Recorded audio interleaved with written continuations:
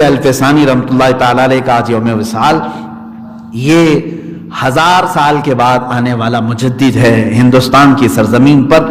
جب 975 ہجری غالباً چل رہی تھی، اس وقت آپ پیدا ہوئے۔ پنجاب کا علاقہ ہے سرہند، وہیں پر آپ کی پیدائش ہوئی، وہیں پر آپ پلے بڑے۔ بہت بچپن میں حافظ قرآن ہوئے، 17 سال کی عمر میں آپ مفتی کامل بھی بن چکے تھے، اور نقش بندی سلسلے میں بیعت ہوئے۔ اس کے بعد آپ کے جو مجاہدانہ کام ہیں، وہ سب سے بڑا کام یہ ہے کہ اکبر بادشاہ اس وقت بے دین ہو گیا تھا۔ دیکھیں، وہ بھی ایک چوہا تھا جو ہندوستان میں آیا تھا۔ ہاں، بڑی سلطنت پر بیٹھا تھا، لیکن بات کیا کر رہا تھا کہ نہیں، اب ہر مسجد پر مورتی بھی ہونی چاہیے، ممبر پر مورتی بھی ہو، اذانوں میں سیپ بجائے جائے، دونوں مکس کرنا چاہ رہا تھا۔ وہ ایک نیا دین لا رہا تھا جس کا نام دین الہی اس نے رکھا۔ مجدد الفسانی احمد فاروقی سرہندی، ان کا مجاہدہ تھا، ان کا جہاد تھا۔ اس کے خلاف بولنا شروع کیا، ارے بادشاہ وقت کے خلاف۔ آج جو ہے الیکٹڈ جو ہے پرائم منسٹر کے بارے میں بولنے سے لوگ ڈر رہے ہیں۔ وہ الیکٹڈ نہیں تھا، وہ زور زبردستی سے آنے والے بادشاہ ہوتے تھے، جنگ کے بل بوتے۔ وہاں کوئی الیکشن نہیں ہوتا تھا جب پہلے رولنگ سسٹم جو ہوتا تھا، رولنگ سسٹم میں رولر ہوتا تھا، باقی کوئی اس کو سیلیکٹ کر کے نہیں بھیجتا تھا، نہ الیکٹ کر کے بھیجتا تھا۔ آج ہماری ہی ووٹوں سے آیا ہوا آدمی ہے، غلط جا رہا ہے تو ہم غلط بولیں گے۔ تمہارے سے ہماری دشمنی کیا ہے؟ دشمنی اسی بات کی ہے کہ ملک کو بیچو گے تو ہم بولیں گے۔ بہرحال اکبر بادشاہ کے خلاف مجدد الفسانی کھڑے ہو گئے۔ کیسا جہاد رہا ہوگا؟ مولویوں کو سیکھنا چاہیے، علماء کو سیکھنا چاہیے۔ وہ اکھنڈ بھارت کا بادشاہ تھا، یہ چھوٹے بھارت کا نہیں، اس زمانے کے نہیں، اس زمانے کا بڑے بھارت کا بادشاہ۔ اور بولا تو ظاہر سی بات ہے انجام بھی سخت ہے۔ علماء کا انجام ایسا ہی ہے کہ یا تو جیل میں ڈالے جائیں گے، یا زبان قطر دی جائے گی، مار ڈالے جائیں گے، یا تو پھر خرید لیے جائیں گے۔ یہی چیز ہوتی رہی ہے۔ لیکن جو حق علماء تھے وہ جیلوں میں گئے، حتیٰ کہ ہمارے امام اعظم ابو حنیفہ رضی اللہ تعالیٰ عنہ کا جنازہ جیل سے نکلا ہے۔ آخری وقت ان کا جیل میں گزرا ہے، جیل سے جنازہ باہر نکلا۔ امام زین العابدین نے جیل کی سلاخیں کاٹی ہیں، جیل کی تاریک کوٹھریاں۔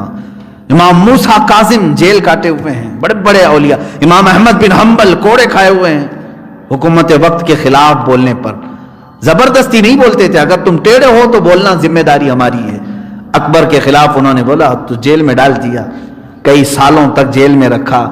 مجدد الفسانی نے وہاں پر بھی اپنا کام جاری رکھا۔ جتنے چور تھے، زانی تھے، ڈاکو تھے جو جیلوں میں آئے، سب کو عالم بعمل بنا دیا۔ حدیث، تفسیر، قرآن سب پڑھایا، نمازیں باجماعت ہونے لگی۔ اکبر مر بھی گیا، ختم بھی ہو گیا۔ اس کا بیٹا جہانگیر آیا۔ جہانگیر کو جب خبر کی گئی کہ ایک ایسا شخص اندر ہے جو سب کو عالم بنا دیا ہے، کہا اس کو آزاد کرو، لے آؤ۔ مجدد الفسانی کو لایا گیا۔ اس زمانے میں یہ معاملہ تھا کہ جو بھی بادشاہ کے دربار میں جائے گا اسے سجدہ کر کے جائے گا۔ مجدد الفسانی آئے، آپ نے سجدہ نہیں کیا۔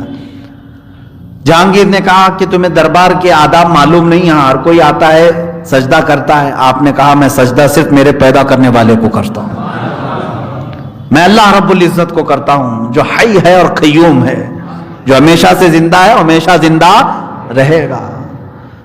تو اس نے پہلی مرتبہ، وہ جاہل بادشاہ تھے، ان کے دماغ میں وزیروں نے ڈال رکھا تھا کہ ادب یہی ہے کہ سجدہ کیا جائے۔ تو بعد میں پھر اس نے بہت ساری باتیں ان کی سنی اور متاثر ہوا مجدد الفسانی کی باتوں سے، ان کو اپنے قریب بٹھایا۔ یہ موقع کو غنیمت جان کر کے مجدد الفسانی نے کہا میں تیرے پاس اسی وقت بیٹھنے کو تیار ہوں جب تو حکومتی سطح پر، حکومتی ریاستی سطح پر اپنے باپ کے قائم کیے ہوئے سارے اصولوں کو ختم کرنے کا اعلان جب تک نہیں کرتا میں تیرے سامنے نہیں بیٹھ سکتا۔ وہ مان گیا۔ چند ہی دنوں کے بعد مجدد الفسانی کی بات پر اس نے کہا دین وہی ہوگا جو مصطفیٰ لائے تھے، محمد عربی صلی اللہ تعالی علیہ وسلم کا دین ہی ہمیشہ رہنے والا ہے، دین الہی نہیں رہے گا۔ پھر وہ دین ختم ہوا۔ تو یہ احمد فاروقی سرہندی رضی اللہ تعالیٰ عنہ کی مجاہدانہ کاوشیں تھیں کہ اس دین کو خراب کرنے کے لیے بادشاہ نے جو کوشش کیا، ایک عالم ربانی نے اس کو ختم کیا، اور انہی کے ذریعے سے اللہ تعالیٰ نے دین اسلام کو پھر سے پھلتا پھولتا فرمایا۔